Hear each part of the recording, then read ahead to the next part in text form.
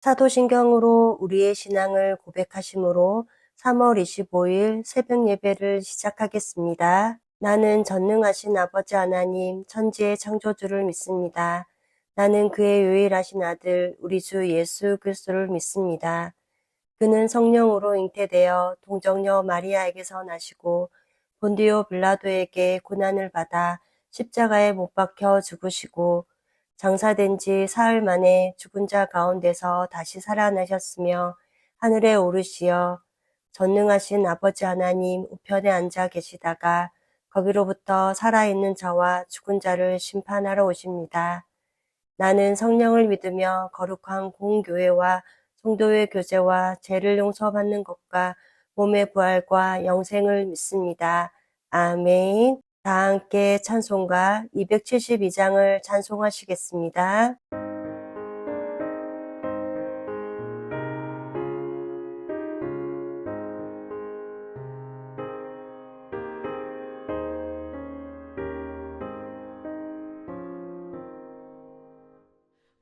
고통의 멍에 벗으려고 예수께로 나갑니다. 자유와 기쁨 베푸시는 주께로 갑니다. 병든 내 몸이 튼튼하고 빈곤한 삶이 부해지며 죄악을 벗어버리려고 주께로 갑니다. 낭패와 실망 당한 뒤에 예수께로 나갑니다. 십자가 은혜 받으려고 주께로 갑니다. 슬프던 마음 위로받고 이생의 풍파 잔잔하며 영광의 찬송 부르려고 주께로 갑니다. 교만한 마음을 내버리고 예수께로 나갑니다.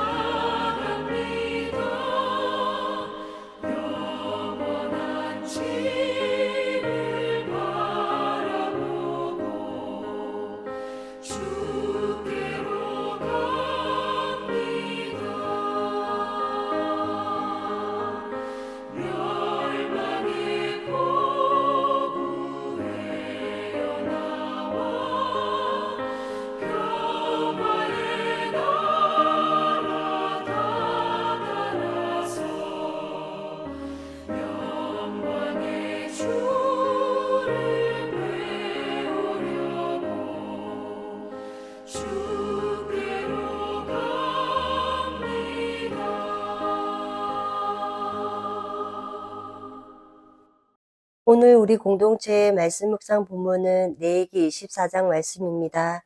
함께 나눌 말씀은 24장 1절에서 16절까지이며 이 시간 1절에서 4절까지 봉독하고 말씀을 나누도록 하겠습니다. 여호와께서 모세에게 말씀하여 이르시되 이스라엘 자손에게 명령하여 불을 켜기 위하여 감난을 찌어낸 순결한 기름을 내게로 가져오게 하여 계속해서 등정불을 켜둘지며 아론은 해망한 증거계 휘장 밖에서 저녁부터 아침까지 여호와 앞에 항상 등잔불을 정리할지니 이는 너희 대대로 지킬 영원한 규례라.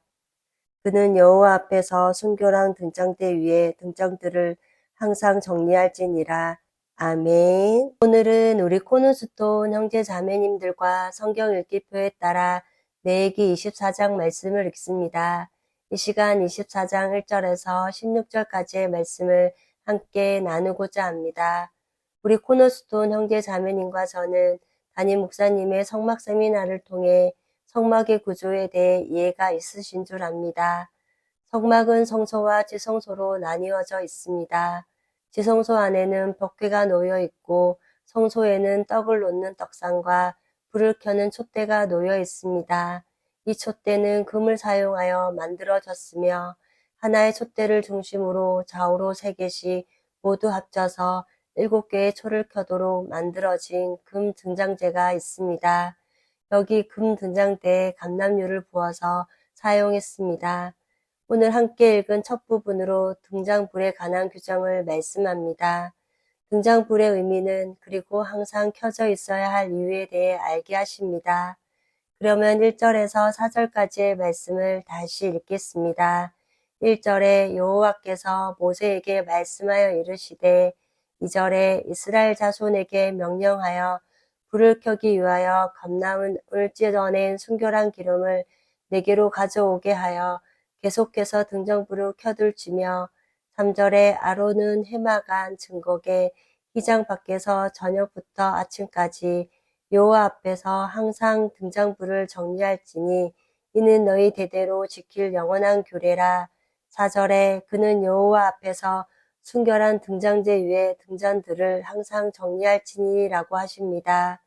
하나님께서 특별히 이스라엘 자손들에게 등장불의 기름을 가장 깨끗하고 순결하고 정결한 기름을 쓰도록 하셨습니다.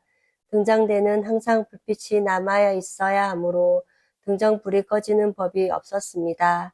곧 등장불이 꺼져서는 안 된다는 것이었습니다.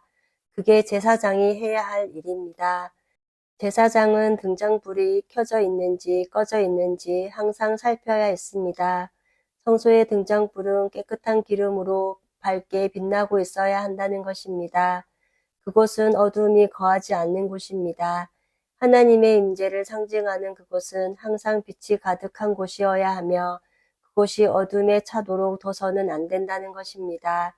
따라서 성소 안의 등장불을 항상 켜게 하신 것은 우리 신앙생활을 나타내는 모습이기도 합니다.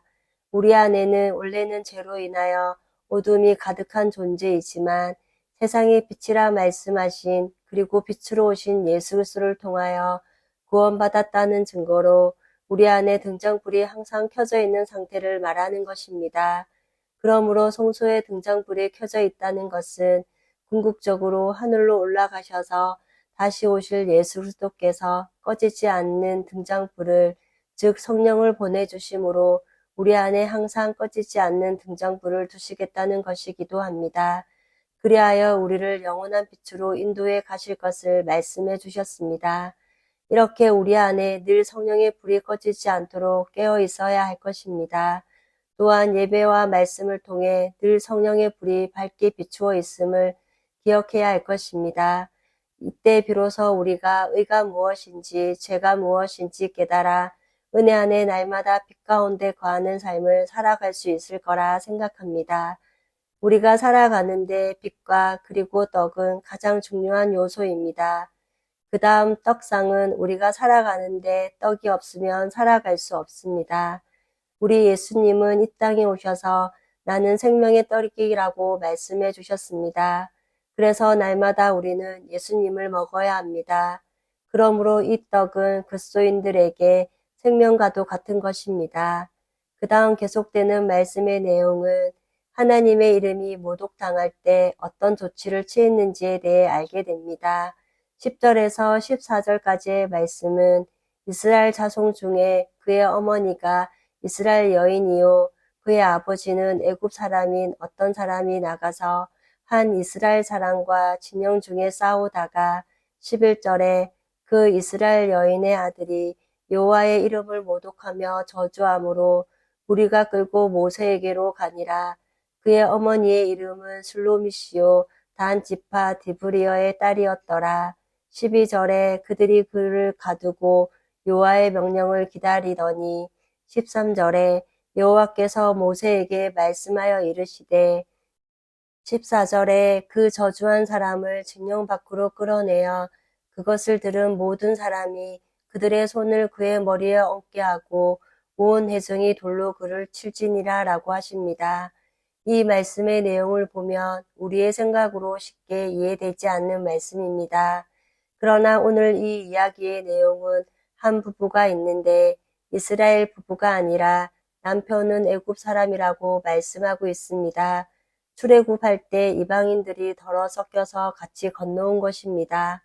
그래서 어떤 가정들은 이스라엘 여인과 이방인 남편이 살 수도 있고 또 다른 반대의 경우도 있었습니다.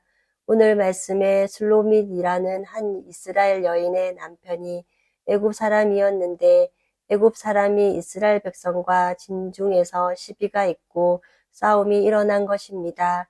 그런데 싸우는 가정에 애굽인의 아들이 하나님을 모독하는 일을 저지르게 됩니다. 그럴 때 하나님께서는 하나님을 모독하는 소리를 들은 사람 모두가 진중 밖으로 나와서 그에게 손을 얹고 회중들이 돌로 쳐서 죽게 하는 지금 이 시대에서 보아도 끔찍한 장면임을 알 수 있습니다. 이 사건은 하나님의 이름을 모독했다는 이유로 말입니다. 십계명을 보면 여호와 이름을 망령되이 일컫지 말라라고 말씀하십니다. 우리의 기준으로 보면 너무 끔찍해서 이런 하나님에 대한 생각이 어쩌면 갈등을 일으키는 마음이 생길 수도 있을 것입니다. 그러나 그 당시의 삶의 간행으로 본다면 이것은 어쩌면 이해할 수 있는 사건이기도 합니다. 그 당시의 사회에서 가장 중요한 것은 명예였습니다. 즉 가장 중요한 것은 이름이었던 것입니다. 그래서 하나님께서는 내 이름을 망령되이 일컫지 말라라고 말씀하시는 것입니다. 그렇기에 우리도 하나님의 백성들로 우리를 구원하여 주신 분의 이름을 소중히 여기며 그리스도의 이름, 스스로 계신 하나님이 어떤 하나님이시며 어떤 대접을 받으셔야 하는지에 대해 생각하며 신앙생활을 하는 우리가 되기를 소망해 봅니다. 오늘날에는 하나님의 이름을 잘못 불렀다고 죽게 되는 사람은 없습니다. 그러나 그럼에도 불구하고 우리가 하나님을 어떻게 대하며 어떻게 섬겨야 하는지에 대해 생각하게 되는 말씀입니다. 그렇기에 지금도 우리가 하나님의 이름을 망령되이 일컬어서는 안 될 것입니다. 우리는 여전히 주님의 이름, 그리스도의 이름이 우리의 생명보다 소중하다는 마음을 가질 수 있기를 원합니다. 그 다음 15절에서 16절 말씀을 보면 15절에 너는 이스라엘 자손에게 말하여 이르라. 누구든지 그의 하나님을 저주하면 죄를 담당할 것이요. 16절에 여호와의 이름을 모독하면 그를 반드시 죽일지니 온 회중이 돌로 그를 칠 것이니라. 고르민이든지 본토인이든지 여호와의 이름을 모독하면 그를 죽일지니라 라고 하십니다. 이 부분에서는 이방인이든 이스라엘인이든 구분하지 않는다는 것입니다. 하나님의 이름을 모독했다면 공개적으로 죽음을 맞아도 마땅한 것입니다. 하나님의 이름을 모독한다는 것은 하나님과 자신과의 관계가 없음을 선언하는 것이기도 합니다. 그리고 하나님과의 관계가 끊어져도 좋다고 생각하는 사람은 돌에 맞아 죽기 전에 이미 죽은 목숨과 같은 것입니다. 이것은 하나님을 부인하고 하나님과의 관계가 끊어지며 즉 하나님을 떠나며 영혼이 죽은 것을 말합니다. 그렇기에 하나님 안에서 사는 것을 살았다라고 생명이 있다라고 말하는 것입니다. 우리가 내 얘기를 읽어가면서 느끼는 것은 우리의 실제 삶과 많이 다른 부분이 있을 수 있습니다. 그러나 그 본질은 거룩을 추구하는 하나님의 의지이기도 하십니다. 그리고 거룩하고 정결한 백성이 되고자 하는 우리의 마음이 들여질 때 빛으로 오신 그리고 생명의 떡으로 오신 예수님이 증거되어질 줄 믿습니다. 끝으로 빛 가운데로 걸어가는 우리의 삶이 어둠을 쫓아내는 삶이 있는 신앙이 되기를 원하며 날마다 하나님 안에서 생명의 떡으로 풍성한 은혜를 누리는 우리 코너스톤 형제 자매님과 제가 되기를 소망합니다. 다 함께 찬송가 445장을 찬송하시겠습니다.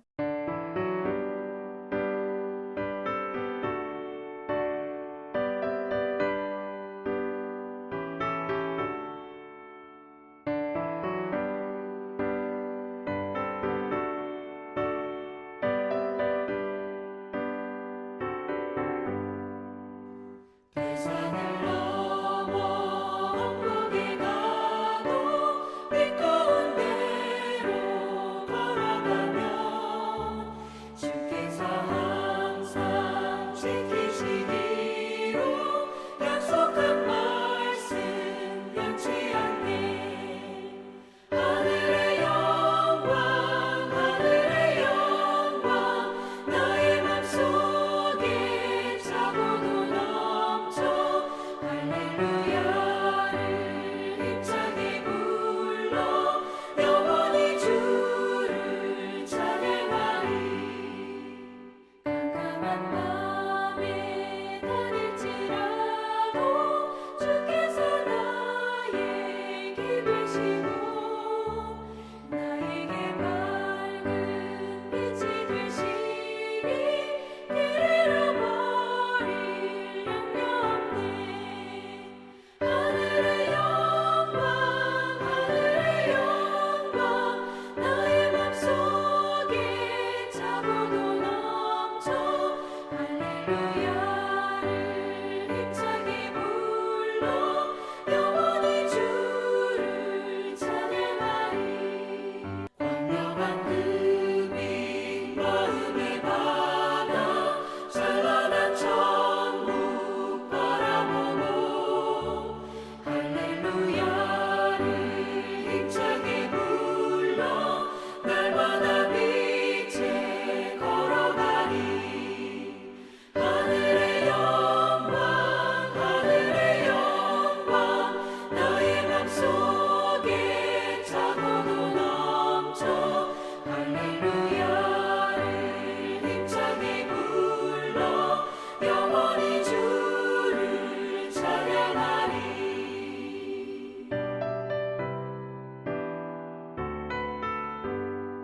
다 함께 기도하시겠습니다.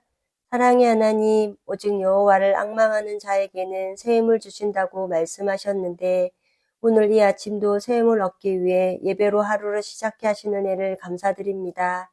오늘 레위기 24장 말씀을 보면서 빛으로 오신 예수님으로 인하여 우리 안에도 성령의 빛이 꺼지지 않고 거하고 있음을, 그리고 생명의 떡으로 오신 예수님을 통하여 우리의 영혼이 풍성한 은혜를 누림을 깨닫게 하시니 감사합니다. 또한 우리를 어둠에서 불러내어 빛으로 이끄셔서 생명으로 인도하여 주시는 은혜를 감사하고 감사하게 하옵소서. 우리는 하나님과의 관계가 끊어질 때 육신은 살아있으나 영혼이 죽은 자의 삶임을 알기에 복음을 알지 못하는 자들에게 복음의 빛을 증거함으로 생명의 길로 인도하는 우리가 되기를 원합니다.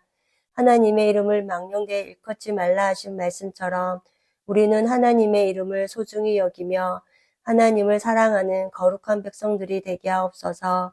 그리하여 환난이나 핍박이나 어떤 공고도 그리스도의 사랑에서 끊을 수 없음을 날마다 기억하게 하시고 그리스도의 사랑 안에 늘 거하는 삶이 되게 하옵소서.